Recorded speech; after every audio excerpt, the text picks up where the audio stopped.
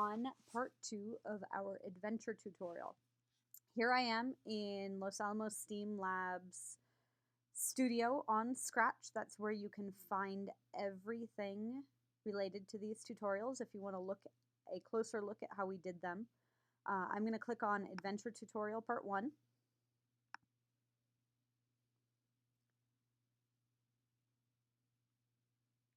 There we go. And here you can see the project. It's loading. You can play it. This is what we did last time. The bat flies around when we use our arrow keys. Now what I want to do is I want to see inside. That's how I can see the actual code. And this is all of our code from last time. Now I would like to save this as a separate file so that everyone can get a hold of it. So I did save as a copy, and I'm copying my project, and it's Adventure Tutorial Part 2. So here we have our bat. Again, we just play it. He goes around, up and down, left, and right with our arrow keys. Now I promised this time we would add some bad guys. And I'm going to scroll down, and I want to add a flying hippopotamus. Now he is huge, so I'm actually going to scale him down to 30, and that's how big I want my bad guy to be. I think eventually I'm going to want several of these bad guys, so I'd like to have them be quite a bit smaller than Mr. Bat here. Now, bad guys move on their own. It wouldn't make a whole lot of sense for you to move it around yourself. So the first thing we're going to do is go around over here, and we're going to start everything that we do with this hippo with this when flag clicked. Before we used our arrow keys and we used the when the space key is pressed and we changed it to arrow. This time everything we're going to do is going to be when this flag is clicked. So the first thing I want to do is I want to make my hippo actually fly. And so when this flag is clicked, I am going to have it change its costume. Now my hippo actually only has 2 costumes here, A and B. So I can just get away this time with switching it to next costume. Now we're going to click our flag. Oh, and all that did was change the costume once. We don't want to change it just once. We want to keep doing that over and over again. So we're going to go over here to this control. And we are going to repeat this forever. So when this flag is clicked, he's going to fly. But that is way too fast. So we need to add in a wait. Nope, not in operators, it's in control. We're going to wait 1 second and see what that looks like. Oh, see, now that's way too slow. I think we'll try half a second. That's still a little bit slower than I'd like, so we'll try a quarter of our second, 0.25. I like the way that looks. I'm good with that. You could be a little bit slower if you wanted to, but I'm good with the 0.25. So now he's standing there in place, flapping his little wings, but that doesn't really solve the problem of him moving around. So the way we're going to do that is we're going to grab another one of these flag events.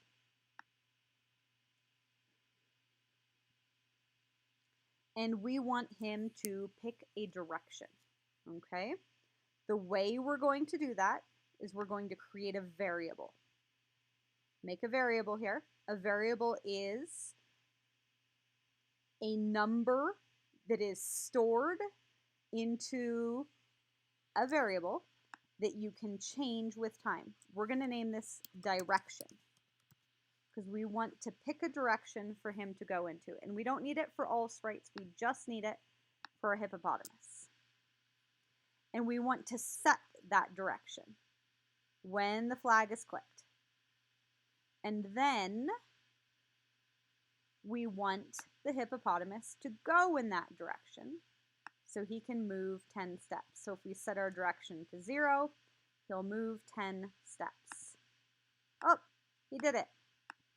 Now, again, that's not really very much fun because he only does it once. So again, we're going to put a forever loop around him that's found in this control area.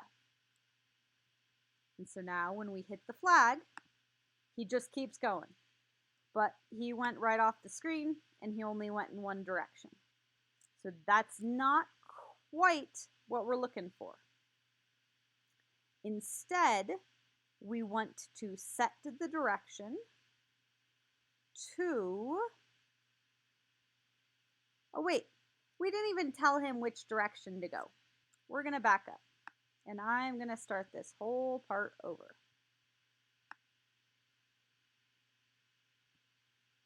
There we go. Get rid of that.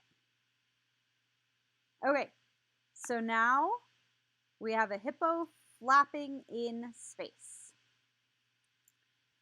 Now we want him to actually do something. So we're going to go up to this event. We're going to set up another thing for him to do when that flag is clicked. This one keeps him flapping by changing the costume.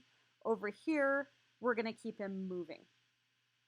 And the first way we're going to do that is we are just going to have him move forward. So he'll move 10 steps when the flag is clicked. But that's not a lot of fun because he doesn't keep doing it. So instead, what we want to do is we want him to repeat that moving of 10 steps when the flag is clicked. Hit play. Oh, and he goes right off the screen. So we don't want him to just keep going in one direction. We want him to pick a direction to go into so it can change. The way we do that is with randomness. Scratch has this wonderful little thing in, let's see, control, I think. Nope. Operators, where you can pick a number from 1 to 10. Okay? And so we're going to have him pick a random number between 1 and 4, and that is where we are going to choose our directions. So 1 could be up and 2 down and 3 left and 4 right. What matters is that we have 4 directions and 4 numbers here. We can assign them however we want to, and what we're going to do is we're going to assign those to a variable. Now I went ahead and made a variable called direction, but how you do that is you click make a variable, and you here would type in direction. It's not going to be real happy with me for doing that because I already have one. And you're going to click for this sprite only. I'm going to try hitting OK. It tells me it already exists. It's not going to do that for you. So I have direction here, and I want to set my direction to my random number. Okay? So every time this script runs, we'll pick a new direction to go to, and it'll just keep looping round and round and round. The next part we need to do is we actually need to face our hippopotamus in that direction. So we're going to go to control, and we're just going to do a series of if statements. Okay? So remember, this is this hexagonal little block here with the pointy ends, and we find those pieces down in operators, and we want to use an equals one. Okay? So if my direction, found in variables, is equal to 1, then I want my guy to point up. Change this to up. I'm going to duplicate this block. I right click on it, or I click with both fingers if I'm using a laptop. Okay, and I'm going to hit duplicate. I'm going to put this down here. Now I don't want him to point up if it's 1, or I don't want to do 1 again. I want to do 2. And if it's 2, I want him to go to the right. Oh, he's going crazy over there already. I'm not going to show you how to do the rest of this. You need to pause here. And I'll put a little pause screen here. I'd like to see if you can figure out what you're going to do to get him to go down and left. Okay. we're back from that pause. We're going to duplicate this block again. I'm going to choose 3. And for 3, I'm going to choose down. You may have chosen left, and that's okay. It doesn't matter. I'm going to duplicate it one more. And it's going to be number 4. This time I'm going to choose left. And what matters here is that I have 1, 2, 3, and 4. And I have up, down, or no, up, right, down, and left. I could swap those around and it wouldn't matter. Okay, so we're going to hit play. And our hippopotamus is going crazy. He's just flying in all directions. And the reason for that is we didn't put our move block in here. So now he's going to go and move each time we set his directions. But again, that's a little crazier than I want my hippopotamus to be. I want him to kind of pick a direction and stick with it for a little while instead of resetting his direction every time we go through this loop. So I'm going to stop.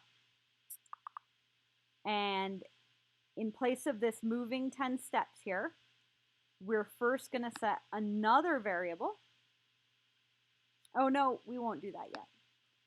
We're going to repeat this.